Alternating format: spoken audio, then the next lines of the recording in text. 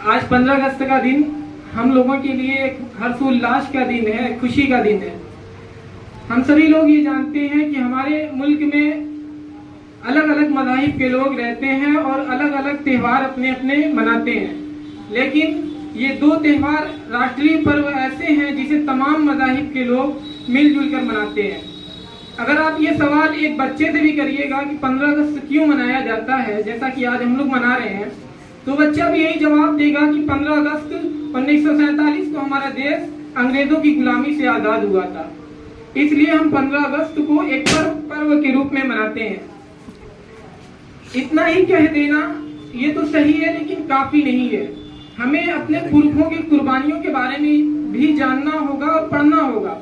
यहाँ बैठे हुए तमाम लोग अलग अलग मतलब लेवल के यहाँ स्टूडेंट हैं, लेकिन मैं अगर एक सवाल हिस्ट्री का अगर कोई सवाल पूछ दिया जाए तो, या मीर अब्दुल हमीद के बारे में पूछ दिया जाए तो शायद ही कोई बता भी ना पाए।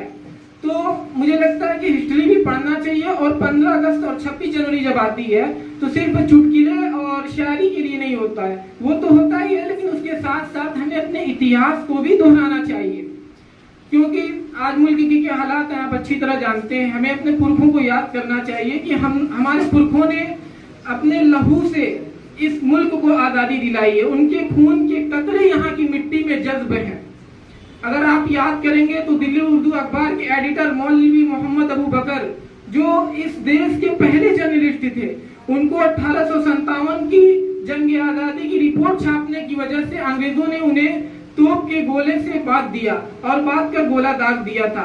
इस तरह हमने ये कुर्बानी दी है। आप याद करें जलियांवाला बाग हत्याकांड, जिसमें 76 मुस्लिमों को शहीद किया गया। खान अब्दुल गफ्फार खान ने उस वक्त कहा था कि अगर एक भी मुस्लिम के पीठ पर गोली दिखा दोगे तो मैं आजादी की लड़ाई लड़ना छोड़ दूंगा। 2 दिन तक, इतिहास के पन्ने गवाह हैं, 2 दिन तक पोस्टमार्टम चला और उन 2 दिनों में उन 76 मुस्लिमों के सीने पर गोली दी, एक भी गोली पीठ पर नहीं थी। ये हमारा इतिहास है और आज हम बुरी निगाहों से देखे जाते हैं। आज न तो हमें ढंग से रहने दिया जा रहा, न खाने दिया जा रहा, न पढ़ने दिया जा रहा। तो मैं आपसे यही कहूंगा, बहुत ज्यादा कुछ ना कह करके, टाइम भी चूंकि कम है, कि आप तालीमी मैदान में आगे बढ़िए। ये एक ऐसा चारा है, एक ऐसा रास्ता बचा है जिसके जरिए हम अपनी खोई हुई शनाख्त को पा सकते हैं। आप चाहे वो कुछ बेहतर किया जाए, जो दाग धब्बे लग गए हैं हमारी कौम के ऊपर, उसको सही किया जाए। क्योंकि मैं आपसे कहना चाहता हूँ कि हमने इस मुल्क को एक से एक हीरे दिए हैं। आपको याद होगा, हमने missile man APJ Abdul Kalam को दिया है, शहनाई के जादूगर बिस्मिल्लाह खान को दिया है, जो बनारस के रहने वाले थे। तो उनको आज भी मुल्क हिंदुस्तान एहसान मानता है, उनको हीरा मानता है। तो एक इंसान से भी आप अगर इस वक्त पूछेंगे तो अगले इंसान से जब उसको फायदा होता है तभी उससे खुश रहता है। तो हमें भी इस मुल्क के लिए कुछ करना होगा, कुछ देना होगा, सिर्फ छोटी नौकरियों तक महदूद नहीं रहना होगा। तो मुझे लगता है तालीमी सतह पर भी आगे बढ़ना चाहिए, अपने पुरखों को याद करके। इस युग के सिपाही, इस सदी के सिपाही आप लोग हैं। आप लोग जैसा करेंगे वैसा आने वाले समय में हमें रिजल्ट मिलेगा। तो हमें वक्त के मंसूबों को और वक्त के हालात को समझना पड़ेगा। इस वक्त की जरूरत है एजुकेशन, और उसको हमें समझना होगा, क्योंकि जो वक्त की कीमत को नहीं समझता है, वक्त के मंसूबों को नहीं समझता है, वक्त उनसे बहुत बुरा इम्तिहान लिया करता है। जिन अंग्रेजों की हुकूमत में सूरज नहीं डूबा करता था, उन अंग्रेजों को इतनी अकल थी, वक्त की अहमियत को नहीं समझते थे, वक्त के मंसूबों को नहीं समझते थे। तो आज उनके कपड़े बैंड बाजे वाले पहनते हैं। आज वक्त ने ये पासा अपना पलटा है। तो मुझे लगता है वक्त की अहमियत को समझना पड़ेगा और हमें सिविल सोसाइटी में, जुडिशरी में सिस्टम का हिस्सा बनना पड़ेगा। तो मुझे लगता है कि ये जो सर कोचिंग चला रहे हैं ब्रिटिश इंस्टीट्यूट, ये हमारे समाज के लिए बहुत ही मुफीद है।